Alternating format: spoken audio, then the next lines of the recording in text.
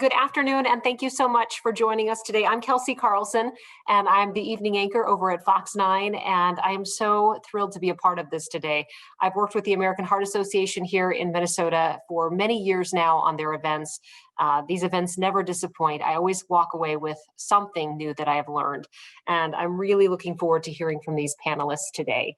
Before I introduce the panelists today, we do want to remind everybody this Friday, February the 5th, is National Wear Red Day, celebrated annually on the first Friday in February. National Wear Red Day ignites a wave of red from coast to coast every year with one common goal: to raise awareness that cardiovascular disease is the leading cause of death in women. We would also like to invite you to our Twin Cities Go Red Evening of Empowerment. It's a digital experience this year, Thursday, February the 11th, 4:30 to 5:30 p.m. This empowering event is going to showcase some new ideas on women's health equity, featuring courageous stories and bringing together women in Minnesota. No cost to attend that event, and you can do it wherever you are because it is virtual.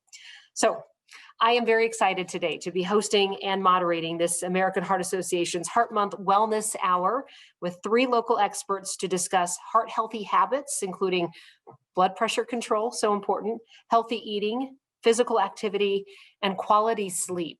That is so much more important than I ever realized until I got into my 40s, how much I had shortchanged myself in my younger years in my quest to work hard and try to prove myself and try to be invincible. We need sleep. So without further ado, I want to introduce the panelists here today. Dr.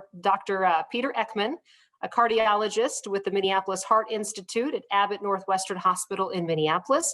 Dr. Ekman has published dozens of scientific papers and is a section editor for the American Society of Artificial Internal Organs Journal. He is currently serving as the Twin Cities Board President for the American Heart Association. Also, Julie Sieber is a member of the AHA-MN Advocacy and Community Impact Committee and on the board of Urban Roots, which is an organization in the east side of St. Paul, which works in youth development through programs of wellness and nutrition, gardening, and conservation. And she retired from 28 years in public health work on chronic disease prevention and continues this work now as a volunteer. She enjoys food, trying new foods, learning about food and other cultures, and cooking for family and friends. And then Dr. John Park is an associate professor of medicine in the Department of Pulmonary and Critical Care Medicine at Mayo Clinic. He is nationally and internationally known as an expert speaker whose research has focused on obstructive sleep apnea, delirium, and quality and safety improvements as well. So we'll kind of just give a round of applause. I know we can't hear it all today, but everybody is looking forward to getting this started. Let's go ahead and start with Dr. Ekman. He's going to discuss blood pressure and what you can do to prevent or control high blood pressure. So Dr. Ekman, take it away. Thank you, Kelsey. Can everyone hear me? Yes, we can. Okay, very good. Thank you. I appreciate the opportunity to speak today on hypertension, also known as high blood pressure. Next slide, please. First of all, before I go on, I do want to mention I don't have any disclosures that are pertinent to this talk today. Blood pressure is probably one of the things that people are most aware of, in the sense that every time you go to the doctor or seek medical care, your blood pressure is almost always going to get checked, maybe not at the dermatologist's office. It's a common thing that I think people are generally aware of. It's often talked about in terms of the systolic or top number and the diastolic or bottom number. High blood pressure is defined as a systolic pressure greater than 130, diastolic greater than 80, or use of antihypertensive medications. This is an incredibly prevalent problem. Over 120 million Americans have this, including about half of men and 2/5 of women.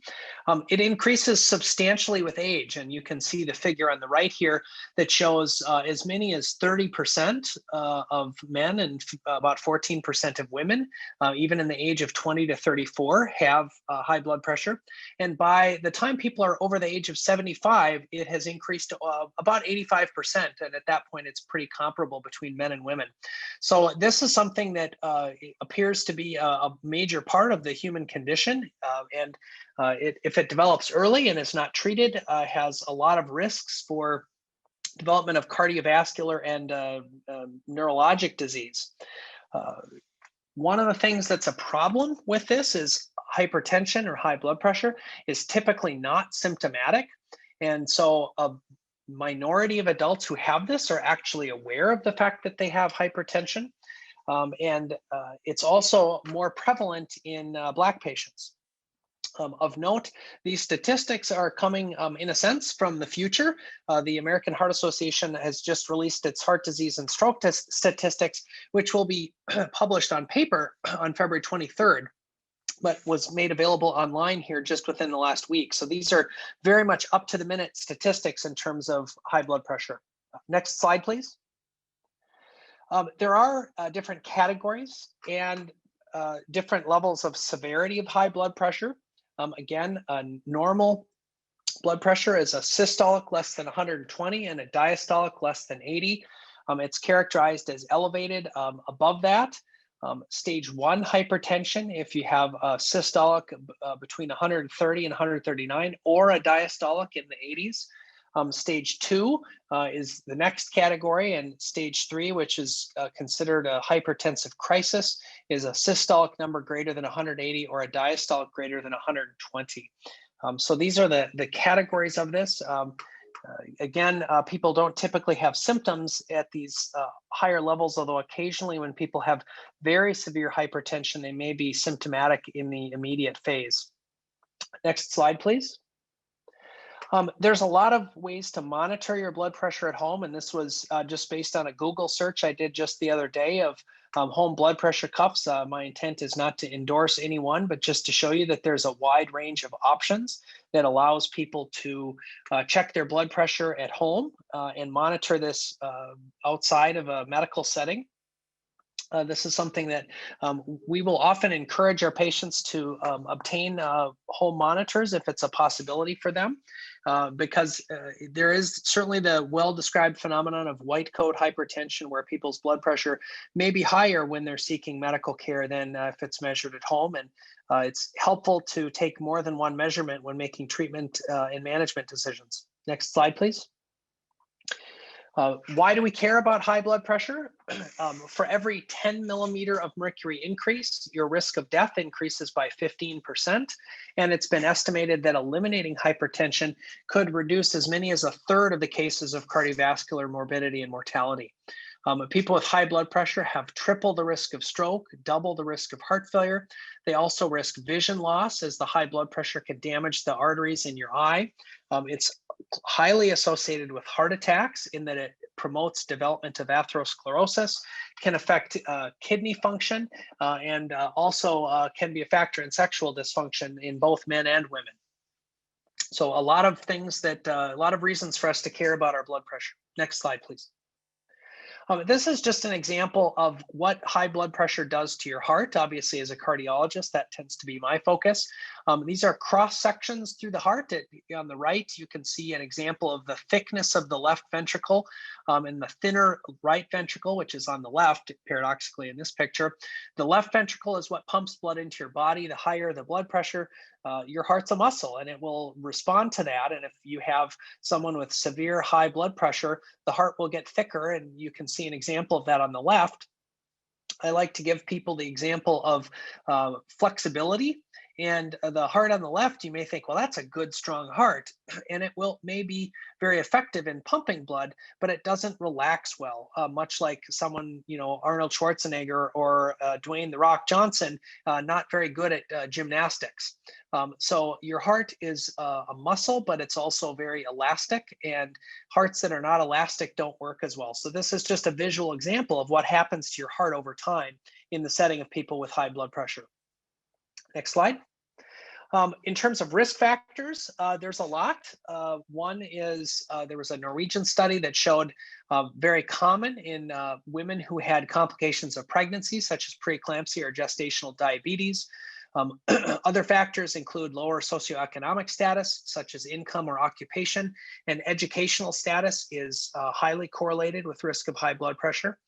There also has been work excuse me, demonstrating that in highly segregated census tracts, patients may have increased risk over a 25-year period. Whether that's due to environmental factors or others is not entirely clear. But these are factors that I think play into some of the disparities that we see in health outcomes and in care in different populations.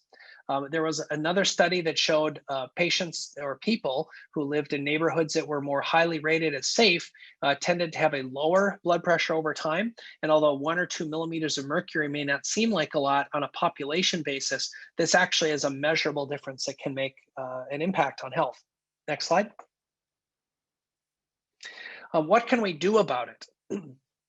Sodium or salt restriction is one factor that in many cases will help. There's one study, for example, that showed for each additional 1,000 milligrams of sodium intake is associated with 5 millimeter higher mercury systolic blood pressure and 2 millimeter higher diastolic blood pressure. So for many people paying attention to the sodium content, I hasten to add that this is not just about what is added from the salt shaker. And we may hear more about this from one of our later speakers, but that sodium content in many packaged and processed foods is also where much of the dietary sodium comes from. We know that at least intermediate vigorous physical activity cuts your risk of development or progression by as much as 25%. We will probably hear from Dr. Park about the role of sleep apnea in hypertension. And so that's something, just as a personal story, I have a relative that was on 5 medications to control blood pressure, was found to have sleep apnea, began treatment, and then went off all of the medications. And so that's something that people with high blood pressure need to consider. Weight loss can also make a difference. Even small amounts of weight loss can help. And in terms of treatment, there are many different medications, and there are some novel treatments that are being developed as well. Next slide, please. This is an example from a slide from one of my partners, Dr. Wong, who's one of our interventional cardiologists, just listing what are some of the examples of blood pressure medications for high blood pressure. I don't know this, but I would guess that of all classes and all types of medications, I would struggle to think of another category, with maybe the exception of antibiotics, that has as many different mechanisms and types of medications to treat high blood pressure. If we can control it with some of these other interventions, that's fantastic and is always great if we can do that. But for patients that need medication, I think it's important for folks to know that there are many different choices and options, and that in most cases we can find a medication or combination of medications that does not cause undue side effects. Another therapy that is in development, found based on a study in the 1950s, was that much of the hormones and development of hypertension is related to effects of the kidney and nerves to the kidney, that surgical treatment of the nerves to the kidney resulted in a lower blood pressure. And there's some catheter-based options. I have a couple of examples here in the lower right of ways that we might disrupt these nerves, which may be a way to treat high blood pressure without medications. I do hasten to emphasize that this is an investigational process, but it's something that does hold some promise. Next slide, please. I want to end with just a few myths about hypertension that I think have been widely discredited or at least debunked. The first is that if high blood pressure runs in the family, there's nothing you can do to prevent it. And I would hasten to point out that that's not true. And with exercise, minimizing sodium intake, and attention to high blood pressure, many people are able to stave it off or at least delay the onset. Many people also think if they don't use or add salt that they have low sodium intake. And as I mentioned earlier, much of the sodium that we consume is not added. It's in foods that we find. Some people have also been told or have heard that kosher or sea salt doesn't have the same sodium content, and that is also not true. Sometimes I run into this in my practice where a patient has high blood pressure and we talk about potentially initiating treatment or therapy with medication. And very often people that don't have symptoms are reluctant to add medications. And I think that's one of the reasons that hypertension can be so sneaky, is that it doesn't cause symptoms until it can cause some of the real devastating complications such as strokes or heart attacks, at which point people tend to be more amenable to treatment. But the treatment is most effective if it's done prior to these problems. Another thing that comes up and I'm often asked about is whether wine is good for the heart, and so I should have as much as I want. That's certainly not true. There is a lot of problems with excessive alcohol consumption, and a glass of wine a day is certainly not likely to cause your blood pressure to drop to the level that you may not need other treatment.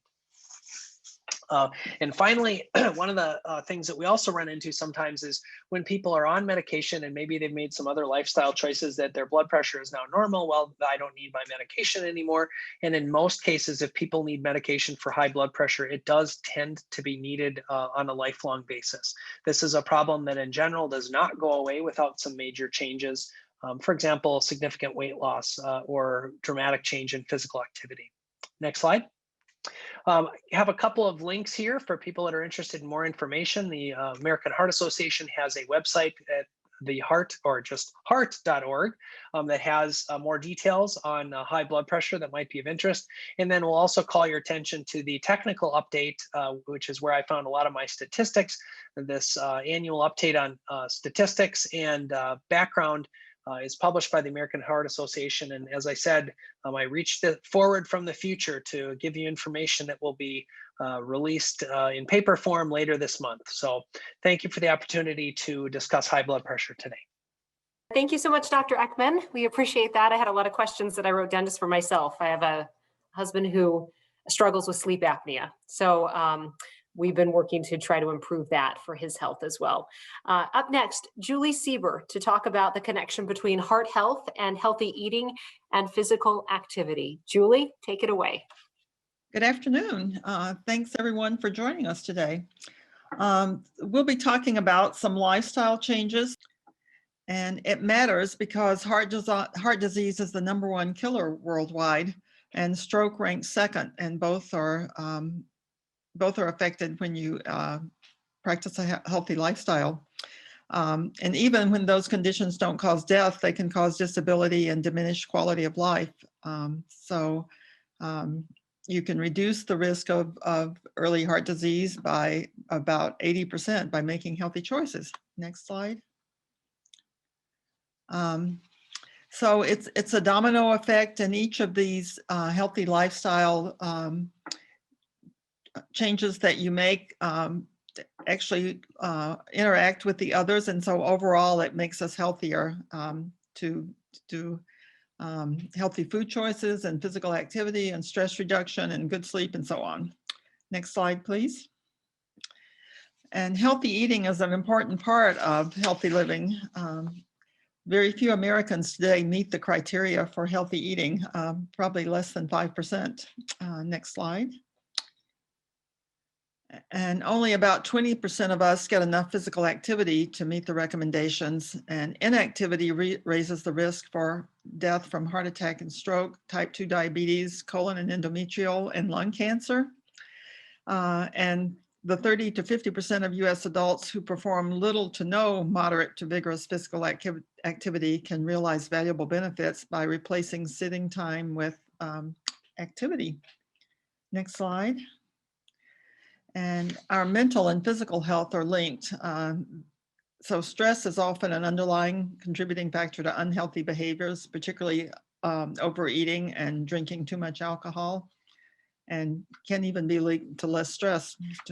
So that's where the Heart Association comes in. The Heart Association is very careful to present science-based information, and then we add to it you-based motivation. So science-based information is based on the research that's done and is updated when we learn more. Easy to understand advice, tools, and tips, actionable information. And it's a movement that people can join for support on the Heart Association website. In the Active Living tab is a place where you can sign up to get regular information sent to you from the Heart Association. So healthy eating starts with healthy food choices, and you don't actually have to be a chef. You just have to be willing to put some thought and a little bit of effort into it, and learn what to look for at the grocery store and when you eat out, and any other eating occasion, in order to make a big improvement. So the key things, as we get to the details, are getting to eating smart, and part of that is adding color in the form of fruits and vegetables, moving more, and being well by creating balance, vitality, and well-being. The Heart Association has worked with some of the food suppliers to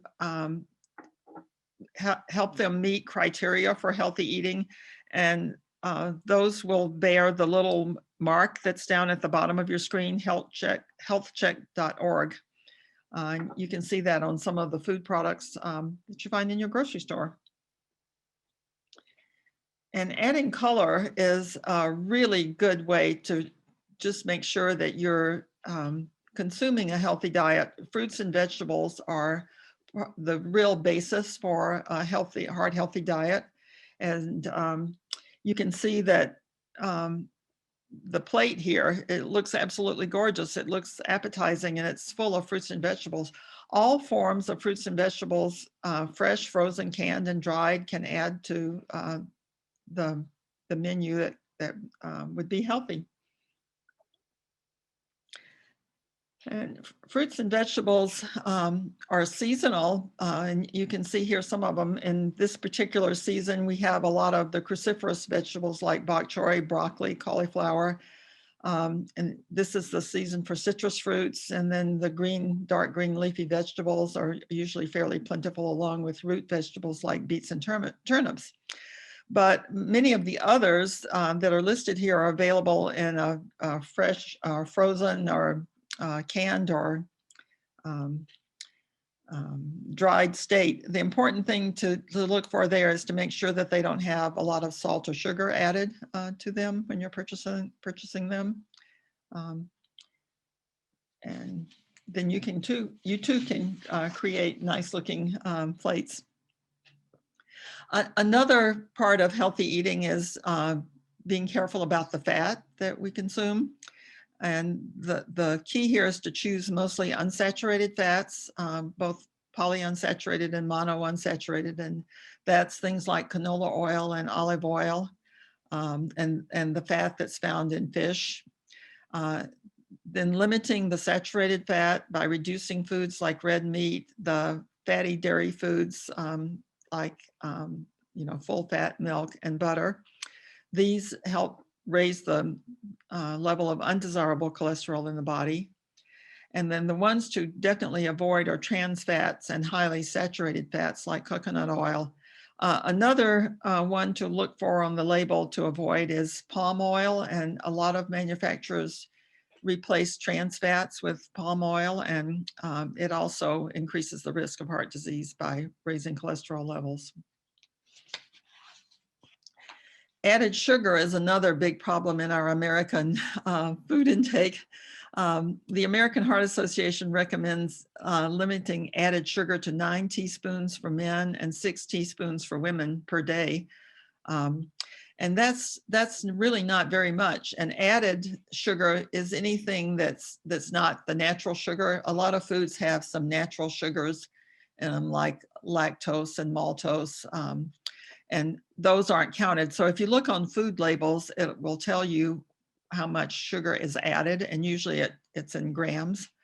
The average American adult today consumes about 17 teaspoons of sugar, added sugar each day. So you can see that it's about double what men need and about nearly triple what women eat.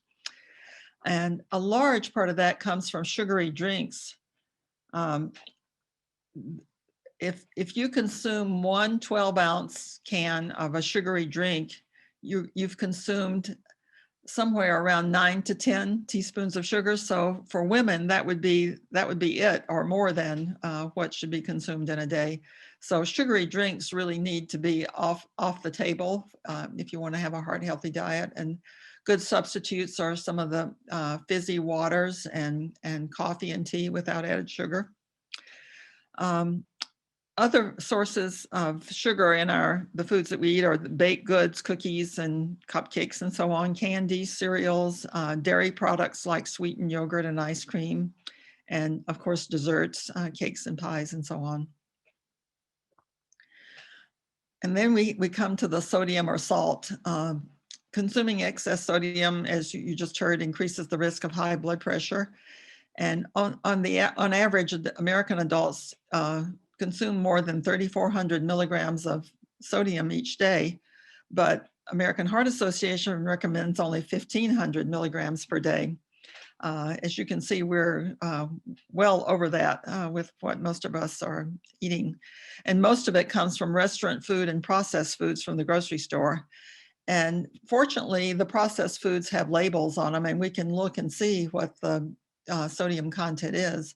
There are actually some products on the grocery shelf that have almost the full day of 1,500 milligrams in one serving of the food. So reading the labels is really important.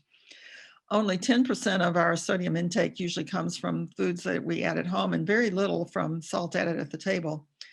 A teaspoon of salt has 2,200 milligrams of sodium, but none of us use a whole teaspoon of salt on something. We generally sprinkle a little bit. And again, there's a lot more information on the American Heart Association website under the Healthy Living tab about sugar and sodium, as well as all the other aspects of healthy eating. And so to talk a little bit about physical activity, the recommendation is that most adults should get at least 150 minutes per week of heart pumping physical activity. And that heart pumping part is important. You want to do enough to get feel that your heart is working a little bit, and that's important. But you don't want to get to the level where you can't talk to someone. So if you want to increase the intensity of physical activity, the important thing is to do it gradually. So start out, if you haven't been doing it, start out with something like walking and gradually increase the speed, and then you can increase over time. Also recommended is muscle strengthening activity at least a couple of times a week, because that's important. That increases the muscle size and helps us use our energy more efficiently, helps with weight. And some of those kinds of things are the weight machines, or actually lifting weights. Yoga is also a good muscle building activity. And an important thing to remember is that little bits of activity are important. So moving more and sitting less throughout the day, standing when you're talking on the phone, even using a standing desk, getting up and walking around at least once an hour is important. And so there's a benefit for us for any physical activity. Being sedentary elevates the risk for chronic diseases. Again, any small burst of activity, even making a little trip up and down some stairs, say once an hour during the day if you're working at home or in an office. Next slide.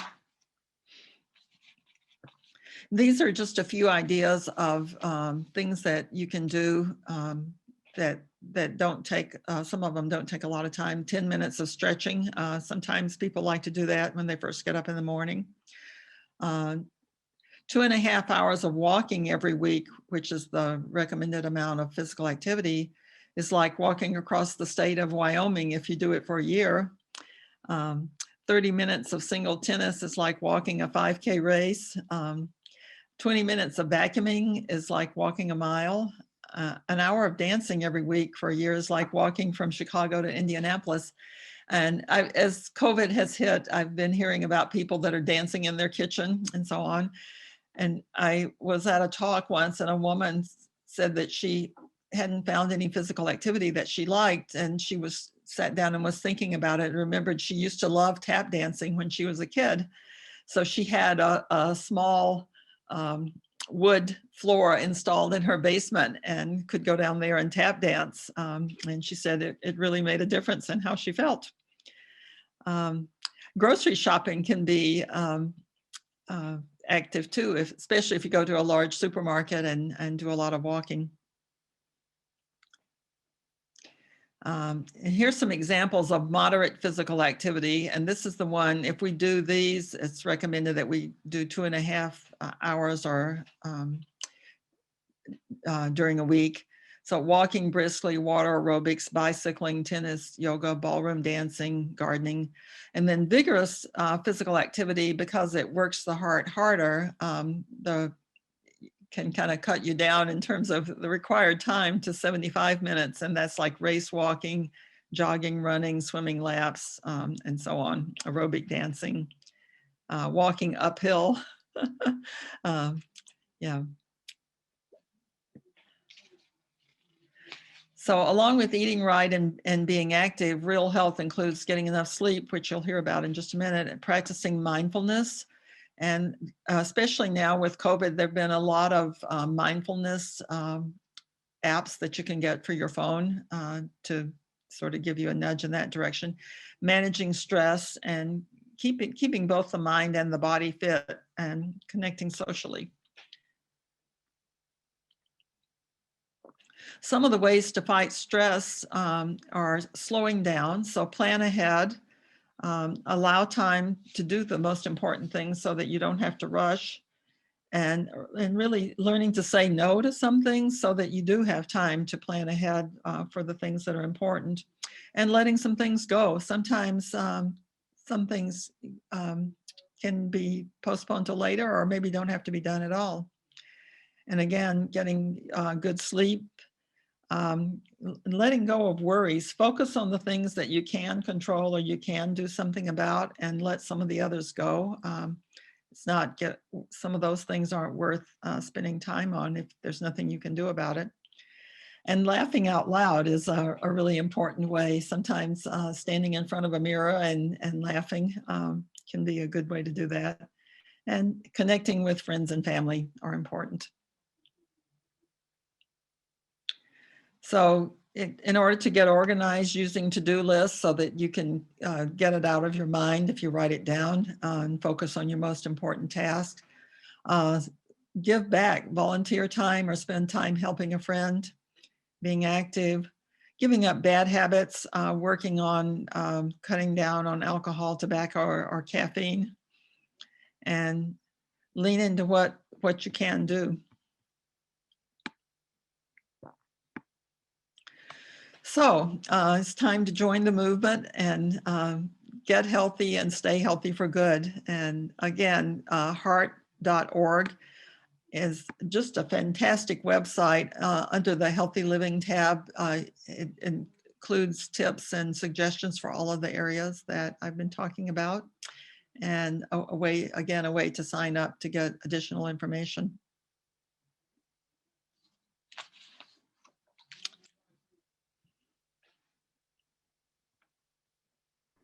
All right, thank you, Julie. And also a number of questions came to mind as I was listening to your presentation, and these are they're simple things, but they're things that we all need to be thinking about.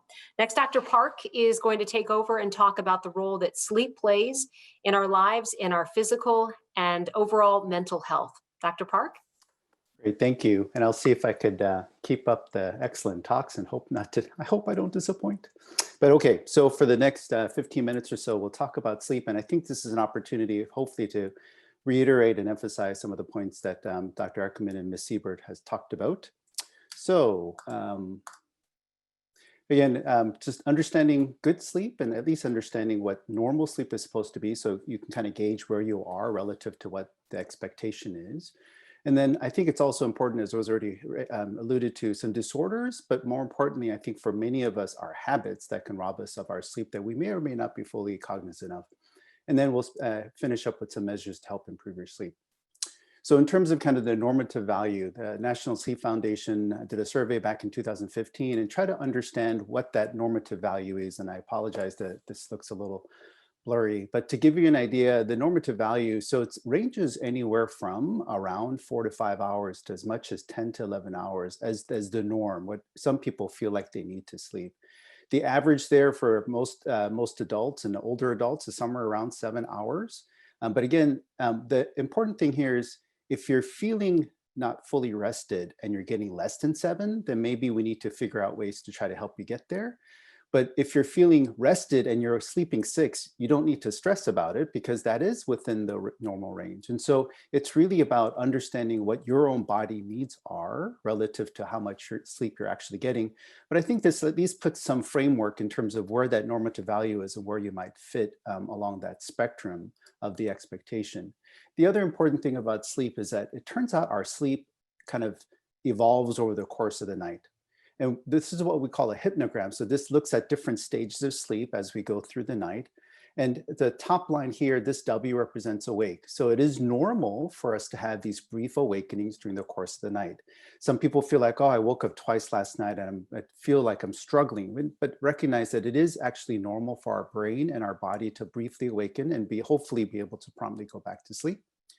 And then the stage 1, stage 2, and the stage 3. So these are different stages of lighter stages of sleep. Stage 3 is what we call deep sleep. So you'll notice that we get that deep sleep in the first part of the night, but second half of the night, it kind of goes away. And it's in fact replaced by this R, which is our dream sleep. So you'll notice also that as the night progresses, our dream sleep actually increases. And this is when people feel like, oh, I had a great dream, I slept so well. In fact, though, what's also interesting is it's amount of deep sleep that helps us feel more restored. But dream sleep is kind of, again, what I think many folks kind of tie their sleep quality to.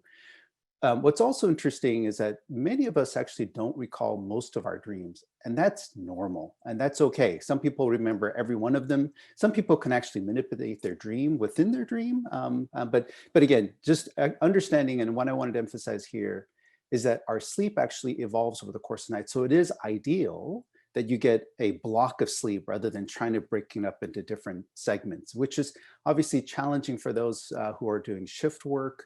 But again, just kind of helping understand that it's better if we get a full chunk of sleep rather than trying to break that up into different fragments.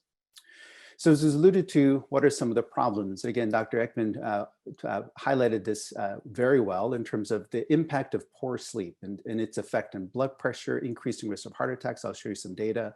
Increasing risk of irregular heart rhythms, other things in terms of our brain.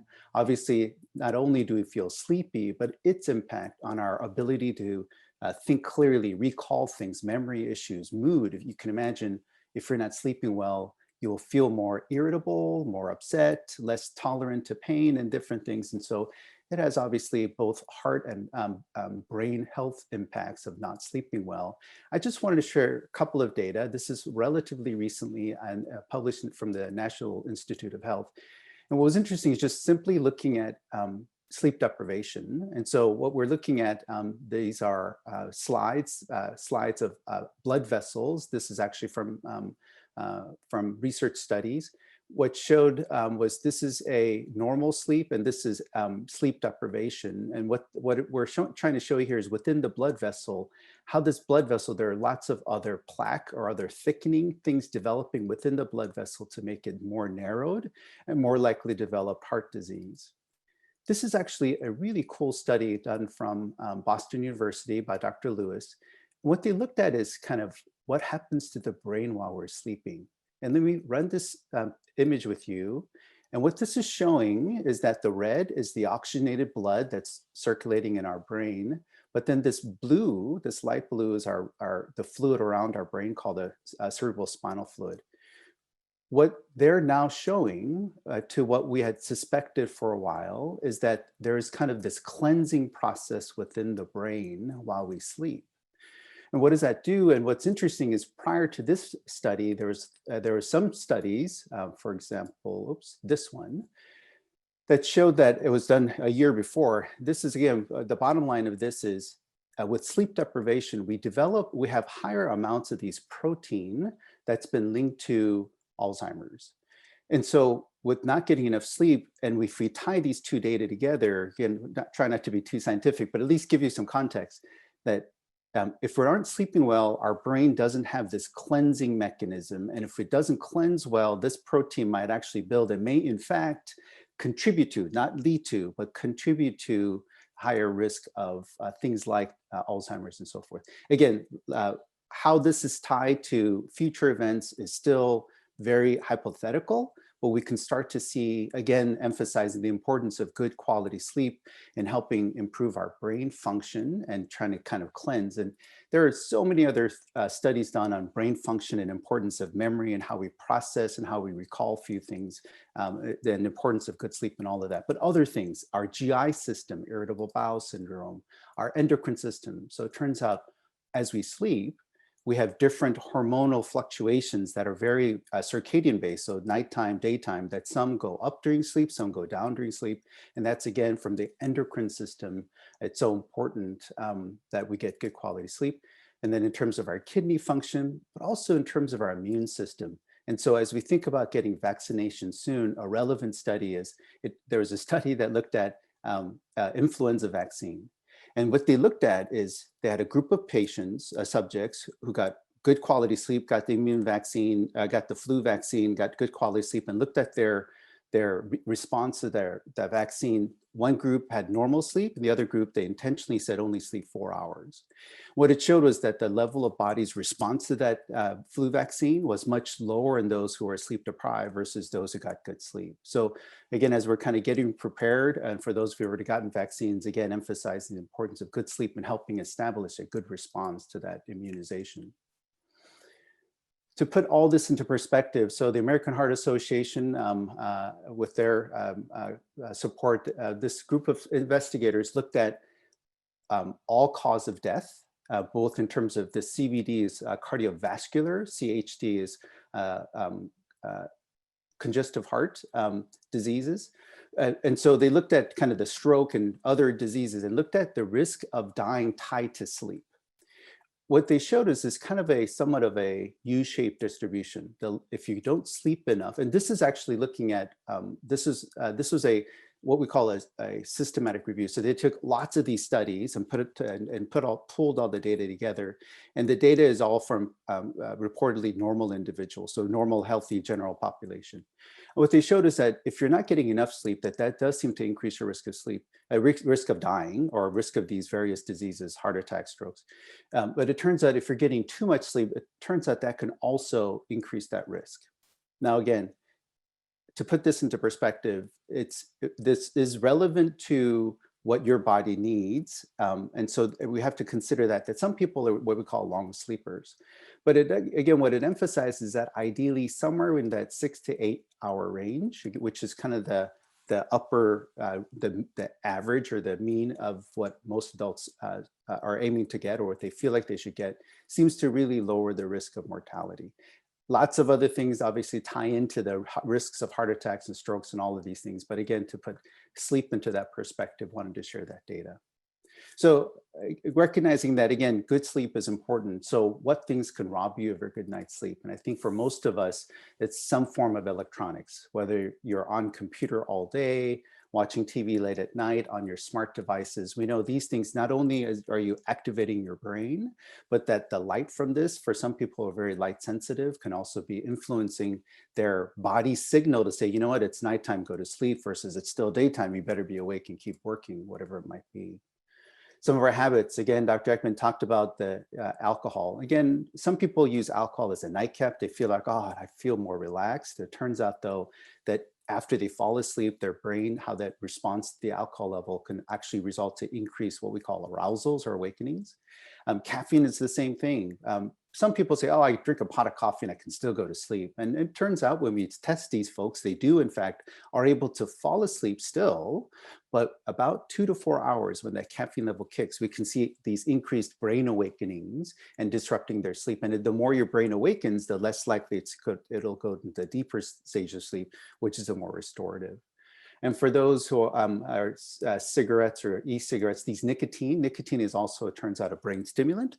And so all of these things, again, it's interesting is some people feel like that smoking a cigarette just helps them feel more relaxed. Well, it's certainly at the brain and other levels, it is a stimulant. So these are some of the habits that we want to be careful about. As Dr. Ekman said, again, single glass of wine at the time of dinner is probably fine, but as it gets closer and closer to bed, the higher your alcohol level at the time that you go to bed, more disruptive that might be. So if you had a social event and that particular night, you had more alcohol than usual, again, recognize that that can influence your sleep quality. Naps is something I think that especially I hear more and more that now that they're working at home, it's easier for them to take a nap or otherwise. Short power naps might be okay. Then again, the study suggests maybe 15, no more than 30 minutes. But the longer the naps you take during the day, it can negatively impact your sleep at night. And I kind of think of sleep, and one of the ways I think about it is kind of a pressure cooker. If you keep that lid on, the longer it stays on, the more pressure you build in that pressure cooker. Likewise, our brain, the longer we're awake, turns out we have a chemical that builds in our body, and the longer we're awake, the higher that level builds to a point where it'll help us fall asleep sooner. But if you take these naps, it's like taking that lid off the pressure cooker. The more often you do so, that ability, that chemical that develops will start to wane back down, and you have to wait for it to climb back up before you're able to get to sleep. So again, just be aware that these longer naps or frequent naps can be disruptive to your sleep quality at night. Irregular sleep schedule, again, depending what's happening, short, long, these things can certainly affect your ability to sleep well at night. And then also recognize that many of the medicines that you're taking, inhalers and other things, can certainly impact your sleep quality. What else can rob you of your sleep? Again, diseases. So as was mentioned, sleep apnea, turns out very prevalent and it's very treatable as long as we find a way to work with you, with the patient, and figure out which modality of treatment may be the best. But sleep apnea certainly impacts, and we know that, again, earlier data suggested having obstructive sleep apnea is an independent risk factor, heart attacks and strokes and so forth. So being aware of it and getting that treated is important. Some people have a problem with insomnia. And again, this is where hopefully meeting with your provider or being referred to a specialist can help recognize what the driver or the cause of that might be and how we can help you with that. Certain diseases, chronic cough, shortness of breath, chest pains, these things we recognize. Certain diseases can also affect your sleep. Some people have this thing called restless leg syndrome, where you can't get your legs to settle and it's just keeping you irritated and irritable all night. And certainly that can impact your sleep. And it turns out 80% of people with restless leg syndrome, during their sleep, their legs will twitch. And sometimes as it twitches, we see these brain awakenings or arousals that can affect the sleep quality. Mood. Turns out mood is a very bi-directional thing. If you don't sleep well, you feel more depressed. Not that you have depression, but you feel more depressed. Turns out, but if you are depressed and have depression, your sleep will also be affected. And one of the common things that we see is that you'll have more of these early morning awakenings. Things like nightmare syndromes, and then again, shift work syndrome, these things all can impact your sleep. So to wrap up, what can you do to help improve your sleep? Again, I think it's important that you establish a regular pattern. Again, many folks have now stay at home and work from home. They've kind of let their sleep schedule fluctuate, but I think it's still important to establish somewhat of a regular pattern, even on weekends, to try to say, this is my sleep time, and protecting that as best you can, and recognizing what's important and how much sleep you need. And it doesn't mean that, oh my gosh, it's 12:01, I better be at sleep, not to be that exact, but that we want to have some idea of this is around the time that 11 to 6 or something would be kind of my sleep time, and try to really protect that the best you can.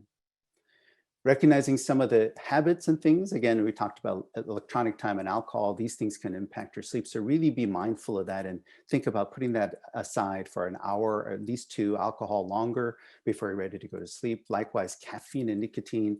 Again, nicotine-wise, as a pulmonologist would say, we really need to work with you to help you stop smoking. But things like caffeine and other things, again, for some people, even a single cup of coffee in the morning can influence their sleep at night. Again, and again, as I mentioned, these naps, again, short naps, power naps, if you will, that 15 minutes, maybe no more than 30, maybe okay earlier in the afternoon, because most of us in the early afternoon, that 2 to 4 hour, we tend to have this kind of lull in our sense of wakefulness. And so taking a short nap at that time, if you can, it isn't a bad idea. But again, just watch how long that goes.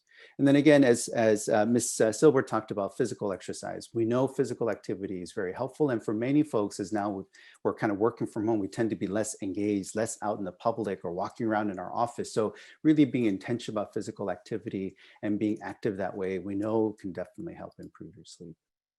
And then again, talking to your doctor, if you feel like you're not getting a good night's rest is important, because again, is it medications? Is it various disorders that maybe we haven't yet diagnosed and we need to work with you? And I think that's so important, again, to improve your overall well-being and health. I apologize, I think I'm going a little over, but here's some links. This is from the American Heart Association. They have great things for you all to kind of review what's healthy sleep and and what you can do. The National Institute of Health also has a great link. And then one of our professional societies, the American Academy of Sleep Medicine, also has the sleepeducation.org, which is designed for, meant for the general public to review and look at some topics there for your information. So I thank you for your attention, and I think I'm happy to take any questions. Thank you, Dr. Park. Let me start with a couple of questions about sleep, since you're just wrapping up here. Where do you stand on herbals like melatonin and other natural supplements to help with sleep? Yeah, so I think it's, so it depends. So one of the cautions I generally have is the supplements and herbals, these are, because it's not FDA regulated, we have to be very careful about manufacture, the purity, and these things.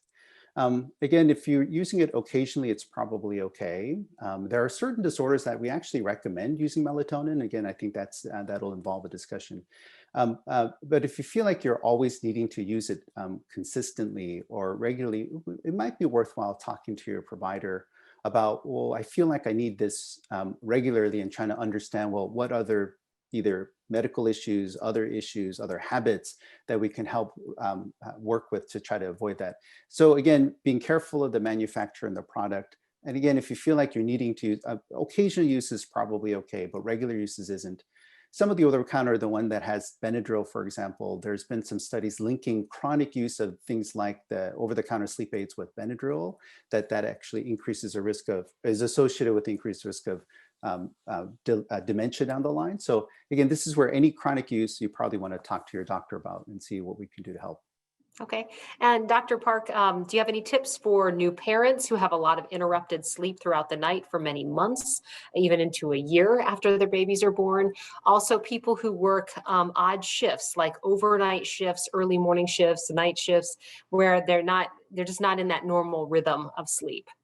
Absolutely. No, I think we certainly struggled with our young children when they were young and trying to establish that routine. And it's hard, but I think the more, hopefully the more regular you are about the pattern of their sleep. So again, it's kind of signaling. So as you get your child ready to sleep, especially when they're infants, obviously it's very hard. But as they get a little bit older into their young age, where you establish a routine and say, okay, now it's time to get ready for bed. So you start to slow things down, dim the lights, give them a bath, read a book. And so as long as you kind of start establishing a routine, turns out that's important. And limit setting turns out is also important with young children, saying, nope, you got to stop at this point. The more you're flexible with that, because you want to be kind to your child, it turns out that can be problematic. For shift workers, again, obviously a very challenging issue. Again, some of the recommendations: try not to drink any caffeine or caffeinated beverages 3-4 hours before you're done with your shift. Actually, if you're driving home, we actually recommend wearing UV sunglasses UV sunglasses, so you don't get that bright light exposure on your way home, because that can actually promote more wakefulness. And so you want to kind of protect your eyes from that.